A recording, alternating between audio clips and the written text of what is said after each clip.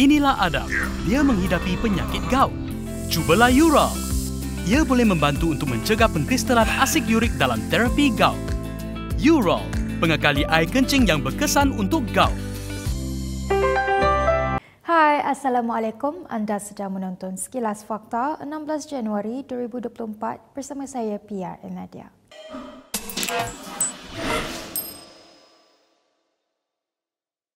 Pengubalan Akta Parlimen berpenggal tetap FTPA bukanlah keutamaan buat kerajaan pada ketika ini.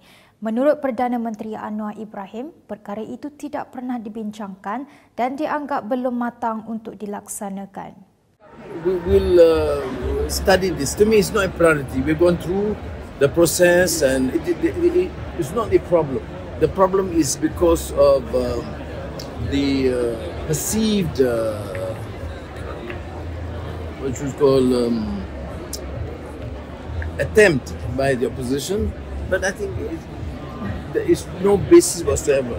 They are very weak now and they don't even muster 1/3 of the support. Why do we need to question this? Baru-baru ini, Timbalan Perdana Menteri Ahmad Zahid Hamidi menyarankan agar satu rang undang-undang digubal bagi membolehkan sesebuah kerajaan, parti atau gabungan parti dikekalkan selama sepenggal.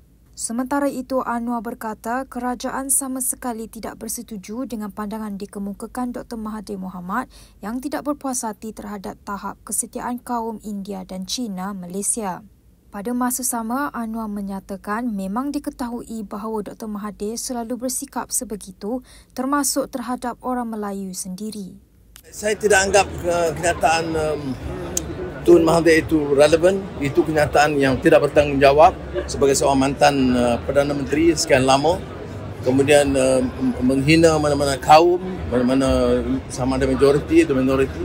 Dia memang terkenal. Melayu bagi dia malas, melainkan dia India dan China itu dianggap kurang loyal, melainkan beberapa kroni dia. Saya ingat kenyataan itu kita bantah keras, sangat tidak bertanggungjawab. Bagi saya, semua rakyat yang loyal kita harus hormati. Tak kira siapa mana kaum. Dan kita harus mendakap dan keseluruhan kekuatan rakyat ini menuju kepada soal pokok. Ini percobaan untuk alih pandangan. Dr. Mahathir Mohamad semalam mengucapkan selamat menyambut perayaan Pongal kepada seluruh penganut agama Hindu di negara ini. Ini walaupun beliau mendapat kecaman kerana mempersoalkan kesetiaan masyarakat India di Malaysia baru-baru ini. Namun beberapa jam selepas ucapan itu dibuat, bekas Perdana Menteri itu sekali lagi menyentuh mengenai kaum India.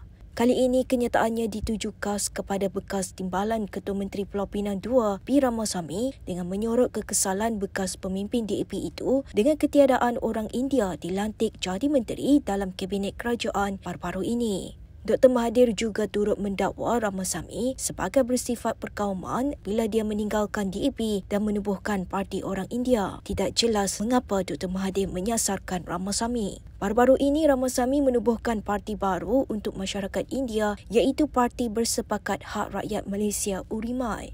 Dr. Mahathir sebelum ini berkata bahawa orang India di Malaysia tidak sepenuhnya setia kepada negara kerana mereka masih terikat dengan negara asal mereka.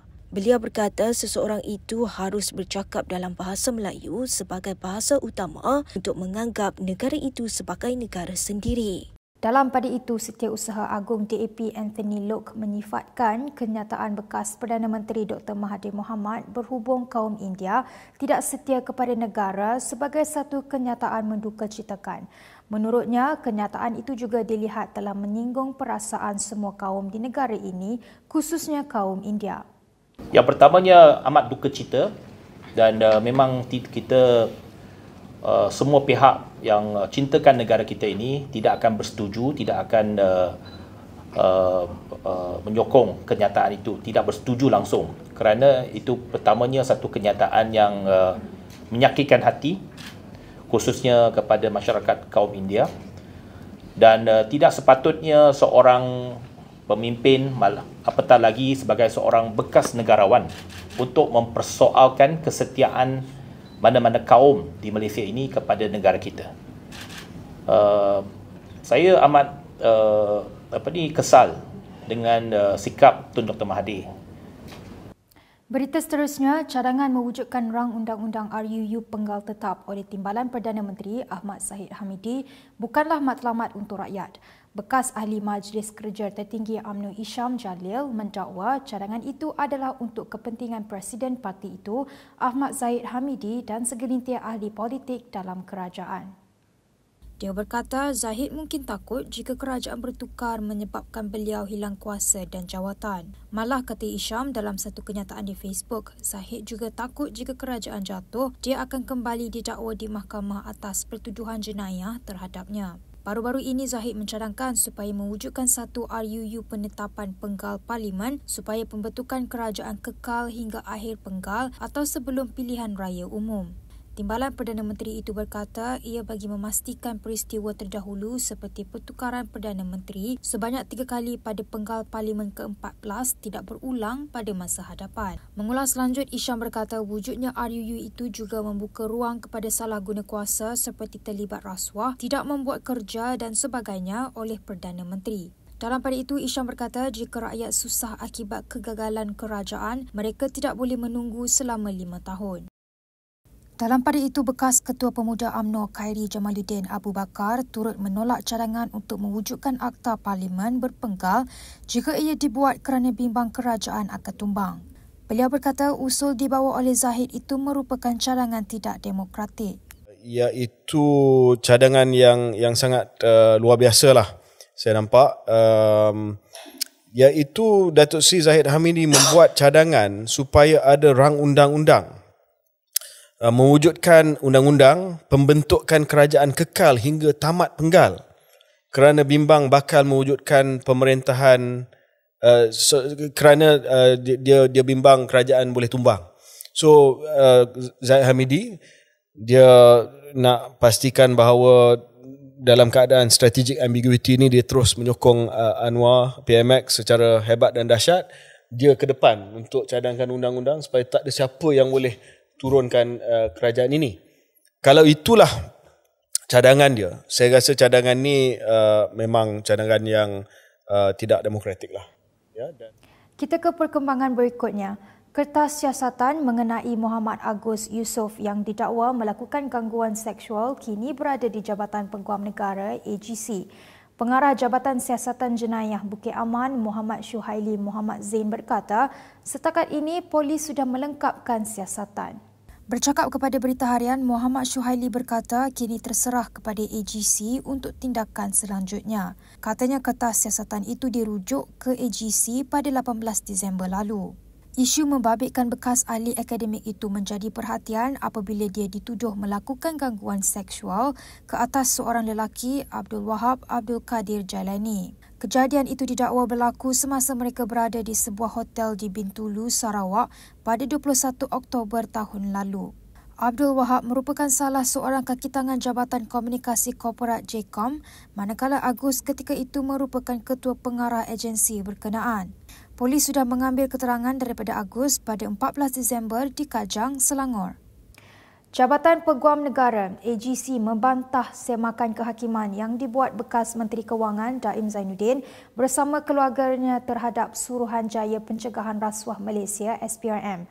Menurut Peguam Kanan Persekutuan Syamsul Bol Hassan, hakikatnya siasatan yang sedang dijalankan oleh Suruhanjaya tersebut terhadap Daim dan keluarganya itu tidak boleh dicabar.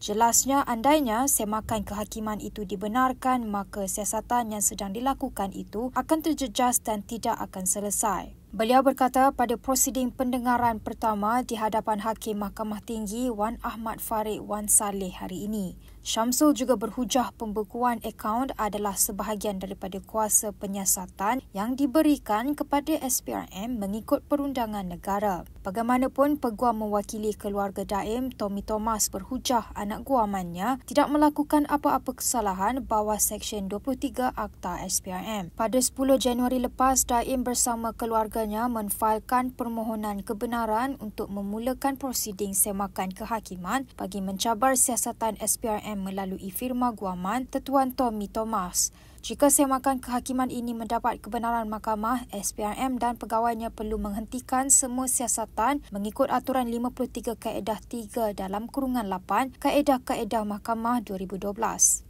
Baik, berikut beberapa lagi ringkasan berita untuk hari ini.